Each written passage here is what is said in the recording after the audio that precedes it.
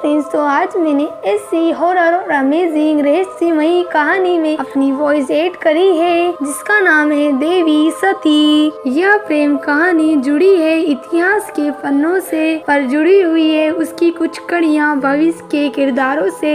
एक देवी जो कर रही थी सदियों से इंतजार, क्या होगा जब होगी वह तंत्र मंत्रों से मुक्त। तो चलिए स्टार्ट करते हैं देवी सती का एपिसोड फर्स्ट। स्टार्टिंग में हमें एक गांव दिखाया जाता है जिसका नाम है कोसुम्बा, मध्य प्रदेश। गांव शब्द सुनते ही कानों में एक मधुर संगीत और आंखों में एक सुंदर सा दृश्य उभर आता है। जंगल, पहाड़, नदी, खेत, खलियान इत्यादि। और जब बात हो गांव की तो नहीं छूट सकती है दादा दादी, नाना नानी की कहानियाँ। और उन कहानियों में होती है कुछ कहानियाँ ऐसी जो समेटे हुए रहती है अपने अंदर कई राज। तभी एक बच्ची कहती है, आपके पास भी तो एक कहानी है ना दादी, देवी सती की कहानी मुझे भी सुनाइए ना। अपनी नवासी के मुंह से अचानक देवी सती का नाम सुनकर राधिका अपने अतीत के पलों में भ्रमण कर रही थी। उसकी आंखों की पुतलियां बता रही थी कि वह बेहद खौफनाक दृश्य याद कर रही है। और फिर अचानक उसने बोलना शुरू कर दिया। वो बूढ़ी दादी कहती है, 50 साल पहले उन दोनों की धड़कनें इतनी तीव्रता से चल रही थी मानो कोई रेलगाड़ी अपनी पूरी रफ्तार में दौड़ रही हो। फिर हमें दो लड़का लड़की को दिखाया जाता है जो भाग रहे होते हैं बहुत तेजी से। वे दोनों बेसुध बस भागे जा रहे थे। दौड़ की तेज रफ्तार देख ऐसा लगता था मानो यह उनके लिए जीवन और मृत्यु की दौड़ हो। फिर हमें 3 घंटे पहले का सीन दिखाया जाता है। शांत के शीतल प्रकाश में एक प्रेमी जोड़ा एक दूसरे की बाहों में लिपट कर अपने जीवन के लिए सुंदर सपने संजो रहा था। फिर हमें एक पेड़ों के नीचे बैठे हुए लड़का लड़की को दिखाया जाता है। वो लड़की इस लड़के से कहती है, यूं रात अंधेरे में हम और कब तक मिलते रहेंगे मनोहर, कहीं किसी ने देख लिया तो बड़ी मुसीबत आ जाएगी। तभी मनोहर भी उस लड़की से कहता है, क्यों डरती हो तुम राधिका, क्या हमारा प्रेम इतना बौना है जो जग हंसाई से डर जाएगा। तभी राधिका कहती है, पर क्या हमारा यह प्रेम स्वीकार किया जाएगा, क्या मेरे घर वाले मान जाएंगे, वे लोग जल्दी से जल्द मेरी शादी कर देना चाहते हैं।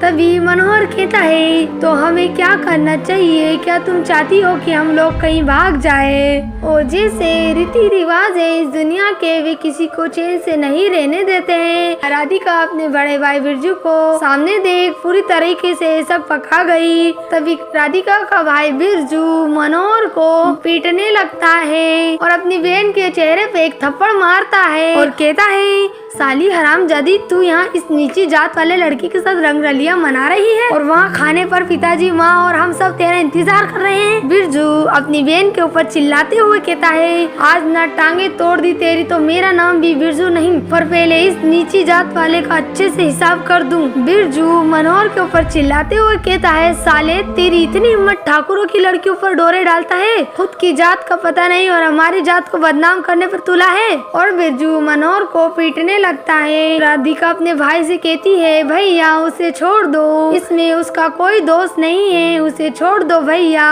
उसे छोड़ दो, अब मैं कभी उससे नहीं मिलूंगी, बस उसे छोड़ दो। बिरजू ने मनोहर को पीट पीट कर अधमरा कर दिया था और अब बारी राधिका की थी। बिरजू अपनी बहन राधिका का हाथ पकड़ते हुए ले जाता है और कहता है, ठाकुरों की इज्जत का जरा भी ख्याल ना आया, आज पिताजी के हाथों तेरी खाल उधड़ने से कोई नहीं बचा पाएगा। फिर हमें राधिका की हवेली दिखाई जाती है। बिरजू अपने पिता को कहता है, बाबूजी देखो अपनी इस लाडली को, ये उस नीची जात के लड़के मनोहर के साथ इस रात अंधेरे में। ये सब बातें सुनकर राधिका के पिता राधिका को एक जोर से चमाट मारते हैं और कहते हैं, बंद कर दे इसे कमरे में और जब तक इसकी शादी ना करा दे हम तब तक इसे बंद ही रहने देना। राधिका के पिता अपने बेटे से कहते हैं, बिरजू तू कल ही रामपुर जाकर दौलत सिंह को खबर कर दे कि हमें उनका रिश्ता मंजूर है। तभी बिरजू कहता है, जी पिताजी। ऐसा लगता है मनोहर की सारी हड्डियां टूट चुकी है, फिर भी उसने अपने आप को खड़ा किया और चल दिया उस ओर। आंखों से निकलते आंसू उसके गालों को भिगोए जा रहे थे और उसका मन बार बार भगवान से प्रार्थना कर रहा था। तभी राधिका अपने कमरे में बैठे हुए हाथ जोड़ते हुए कहती है, उसे बचा लेना शक्ति माँ, उसे बचा लेना। फिर हमें मनोहर को दिखाया जाता है जो राधिका के कमरे के बाहर राधिका को आवाज देते हुए कहता है, राधिका राधिका। राधिका अपनी खिड़की से बाहर झांकती है और कहती है, मनोहर तुम यहाँ से चले जाओ मनोहर, बिरजू भैया ने अगर देख लिया तो बड़ी मुसीबत आन पड़ेगी। तभी मनोहर कहता है, अब मुझे किसी का डर नहीं है राधिका, अब ये इम्तिहान की घड़ी है तुम्हारे लिए। राधिका कहती है, पर मनोहर हम कहाँ जाएंगे, वो हमें नहीं छोड़ेंगे।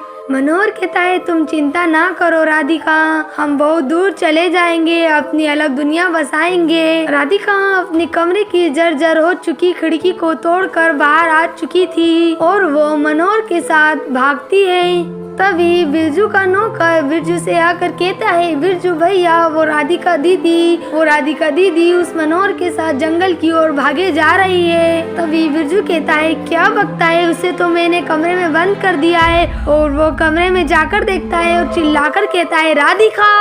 आखिर कहाँ ले जाएगा राधिका और मनोहर का ये कदम उनको और आगे जानने के लिए देखते रहिए।